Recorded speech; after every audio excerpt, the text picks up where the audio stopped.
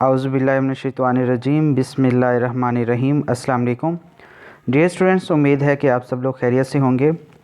आज की इस वीडियो में जो इम्पोर्टेंट टॉपिक्स हैं एडीपी उर्दू के हवाले से उनको डिस्कस करेंगे।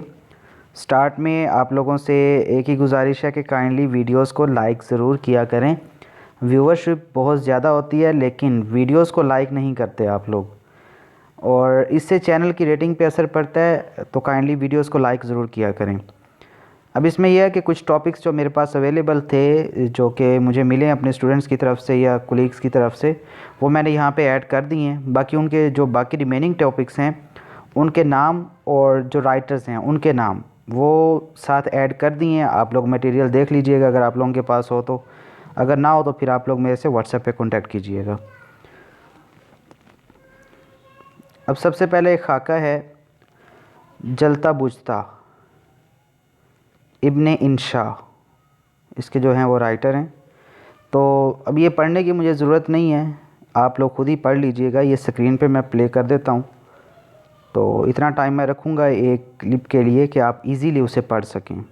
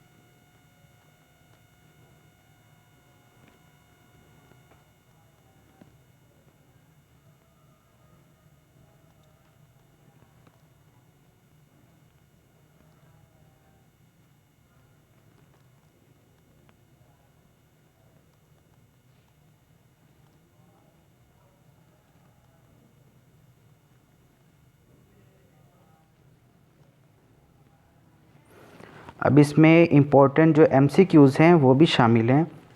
और फॉर एग्ज़ाम्पल ये पैरा नंबर 1 आप देख रहे हैं, सेकंड पैराग्राफ, इब्ने इंशा का पहला नाम शेर मोहम्मद ख़ान था। तो इस तरह के जो क्वेश्चंस हैं वो आप लोगों को ऑब्जेक्टिव में भी आ सकते हैं। फिर उसके साथ चौधरी का इजाफ़ा हो गया, तो ये भी आ सकता है कि इब्ने इंशा के पहले नाम के साथ किस वर्ड का इजाफ़ा हुआ, किस लफ्ज़ का इजाफ़ा हुआ।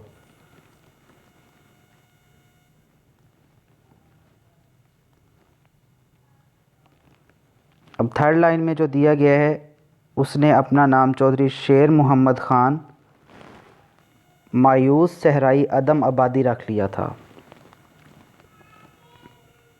और उसके बाद जो फोर्थ लाइन है उसे बदल कर उसने फिर क्या अपना नाम लिखा, कैसर सहराई लिखना शुरू कर दिया।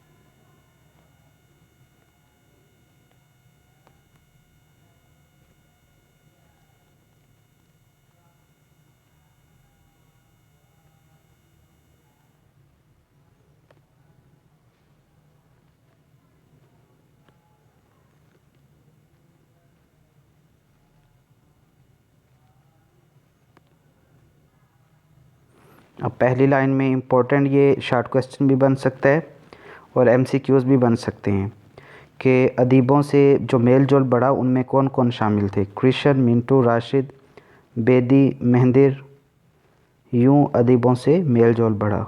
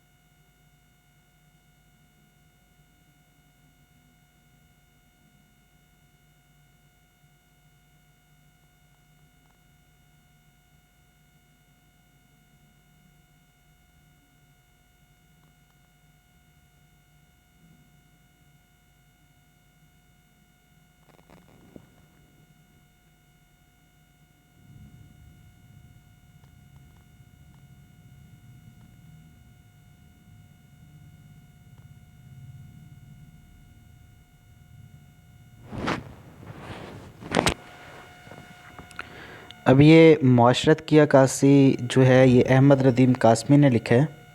اس سے پہلے آپ لوگ ابن انشا کو پڑھ رہے تھے۔ یہ دونوں جو رائٹرز ہیں یہ اہم ہیں آپ کے اردو ادب کے حوالے سے۔ تو احمد ندیم قاسمی کا شمار ان ادیبوں اور شاعروں میں ہوتا ہے جنہوں نے 20ویں صدی میں بڑا نام پیدا کیا۔ ترقی پسند تحریک کے زیر اثر لکھنے والے افسانہ نگاروں میں احمد ندیم قاسمی نے حقیقی زندگی کے مختلف مسائل کو موضوع بنایا۔ انہوں نے دیہاتی زندگی کے سارے پہلوؤں سے بھی گہری واقفیت ہے۔ ان کے افسانوں میں معاشرتی تضاد، طبقاتی کشمکش، غریب انسان، مظلومیت، دکھ، درد ملا اظہار ملتا ہے۔ ان کے سارے افسانوں میں ہمارے معاشرے کے رسم و رواج، گفتگو، لباس، رویے اور دیگر تقریبات کو بھرپور طریقے سے اجاگر کیا گیا ہے۔ اس سے پہلے پریم چند نے اردو افسانے کو داستانی ماحول سے نکال کر اس کا شطح براہ راست زندگی کے ساتھ قائم کر دیا تھا، اور اس سلسلے کو آگے بڑھانے میں ترقی پسند تحریک کے تحت نمایاں افسانہ نگاروں میں اہم نام احمد ندیم قاسمی کا ہے، جس نے معاشرتی تضاد، طبقاتی کشمکش، غریب انسان کی مظلومیت، دکھ درد کا برملا اظہار کیا ہے۔ بھوک نہایت ظالم شے ہے، یہ انسان سے اس کا وقار اور غیرت چھین لیتی ہے۔ الحمدللہ ایک شاہکار افسانہ ہے جس میں احمد ندیم قاسمی نے نہایت ہی خوبصورتی سے ہمارے معاشرتی رویوں کو پیش کیا ہے۔ الحمدللہ ایک بہترین افسانہ ہے، اگر حقائق تلخ سہی مگر قاسمی نے ان سے چشم پوشی نہیں کی، ان کے بیان میں حقیقت سے آنکھ نہیں چرائی۔ اس کی مثال اس وقت ملتی ہے جب مولوی ابل چودھری فتح داد کی موت پر انتہائی خوشی کا اظہار کرتا ہے۔ مبارک ہو عارف کی ماں، تم نواسے کے چولہے کو رو رہی تھی۔ اللہ جل شانہ نے چولہے، چینی اور ٹوپی تک کا انتظام فرما دیا۔ جنازے پر کچھ نہیں تو 20 روپے تو ضرور ملیں گے۔ امین سے دیکھیں یہ کسی کی موت کے اوپر کس طرح سے گفتگو کی جا رہی ہے۔ احمد ندیم قاسمی کی معاشرت کی عکاسی یہاں بھی ظاہر ہے کہ جب مولوی ابل چودھری فتح داد کی موت پر جشن منانے پر مجبور ہے، جس کے گھر سے روز وظیفے آتے تھے، جس کی مدد سے مولوی ابل اپنی بیٹی کی شادی کرنے میں لگا ہوا تھا، مگر اس کی موت پرخوش اس لیے ہے کہ اس کے نومولود نواسے کے کپڑوں کا انتظام ہو گیا تھا۔ یہاں قاسمی نے حقیقتوں پر پردہ ڈالے بغیر حقیقت کو بیان کیا، مگر اس حقیقت کے بیان میں فنی نزاکتوں اور تکنیک کا پورا خیال رکھا ہے۔ ہم آج معاشرے میں یہی دیکھتے ہیں کہ انسان اپنی خواہش یا رسم و رواج کو پورا کرنے کے لیے اپنے احسان مند کو بھی بھول جاتا ہے۔ احمد ندیم قاسمی نے نچلے طبقے کی خوشیوں، غموں اور پریشانیوں اور دکھوں کو جیسا دیکھا بیان کر دیا۔ اگر دعاؤں کے بدلے میں آسمانوں سے ضروریات زندگی کا اترنا ممکن ہوتا تو اس روز مولوی ابل اپنی عمدہ کے لیے جوتے مانگتا۔ الحمدللہ اس اعتبار سے اہم افسانہ ہے کہ اس میں ایک دور کے ختم ہونے اور دوسرے دور کے شروع کونے کے آثار ہیں جن کی طرف سے قاسمی نے الحمدللہ میں اشارہ کیا ہے۔ نئے دور کے جلوہ میں بدلتی ہوئی اقدار دن بدن لوگوں کو مذہب اور اسلام سے دور لے جا رہی ہے۔ مذہب سے دور اور اسلام سے بیگانگی یہاں اخلاقی اور مذہبی اعتبار سے قابل مذمت ہے۔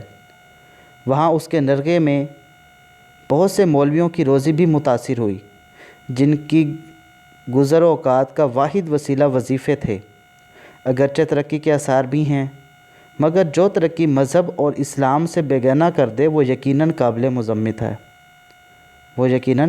مذمت ہے۔ مولوی ابل کا پختہ رنگوں سے ابھارا ہوا کردار متوسط اور غریب طبقے کے ہر شعبے اور ہر پہلو کی نمائندگی کرتا ہے۔ اس افسانے کے ہر کردار معاشرے کے کسی نہ کسی قدر علمدار ہیں۔ مینس کہ جتنے بھی کردار اس افسانے میں ہیں وہ کہیں نہ کہیں سوسائٹی کے اندر ہمیں آج بھی وہ چہرے نظر آئیں گے۔ چودھری فتح داد نیک اور خوف خدا میں مبتلا کردار کے روپ میں سامنے آ کر نیکی کی نمائندگی کرتا ہے کہ نیکی دنیا میں کہیں نہ کہیں ضرور موجود ہے اور رہے گی۔ فنی خوبیوں، تکنیک، پختہ کردار نگاری اور دلکش اسلوب اور منظم پلاٹ کی بنا پر قاسمی کا یہ افسانہ اردو کے شاہکار افسانوں میں شمار ہوتا ہے۔ تو ڈیئر اسٹوڈنٹس، یہ میٹیریل تھا جو کہ میں نے آپ لوگوں کے ساتھ شیئر کیا ہے۔ اب چلتے ہیں جو میجر آپ لوگوں کے ٹاپکس ہیں وہ پہلے دیکھتے ہیں۔ مجموعے ہیں سب سے پہلے پیاز کے چھلکے، اوکھے لوگ اور اوکھے لوگ، اوکھے اولڑے۔ خاکوں میں اور شامل ہیں جلتا بجھتا، ابر انشا، یہ جو آپ لوگوں کے پاس پہلے میں نے پلے کیا ہے، داستان گو، اشفاق احمد، پتی بھگت بانو قدسیہ، گنڈا احمد بشیر، پاکیزہ ادا جعفری، رند عزیز ملک۔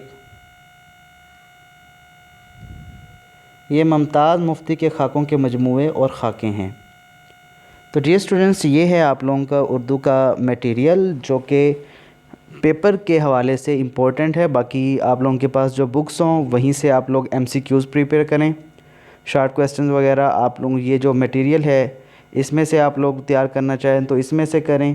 باقی اگر آپ لوگوں کو کسی بھی قسم کی رہنمائی چاہیے ہوتی ہے تو کائنڈلی ایک ہی میسیج کیا کریں۔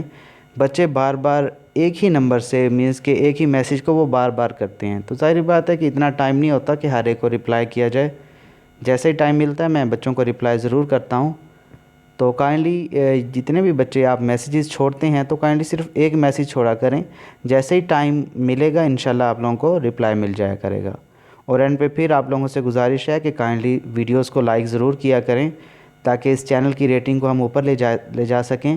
اور باقی جتنے بھی ADB کے اسٹوڈنٹس ہیں چاہے وہ آپ کے اب جونیئر بھی آئیں گے تو جیسا کہ آپ سب کو معلوم ہے ADP فرسٹ سیمسٹر انگلش کے لیکچرز میرے سارے موجود ہیں، تو وہ بچوں کو کافی ہیلپ آؤٹ کریں گے۔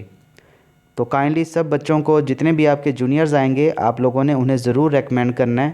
اور باقی جہاں پہ آپ لوگ ایگزامینیشن ہالز میں جا رہے ہیں ایگزام دینے کے لیے تو وہاں پر بھی جتنے بھی اسٹوڈنٹس آتے ہیں کائنڈلی انہیں ضرور گائیڈ کیجیے گا۔ دعاؤں میں یاد رکھیے گا۔ اللہ حافظ۔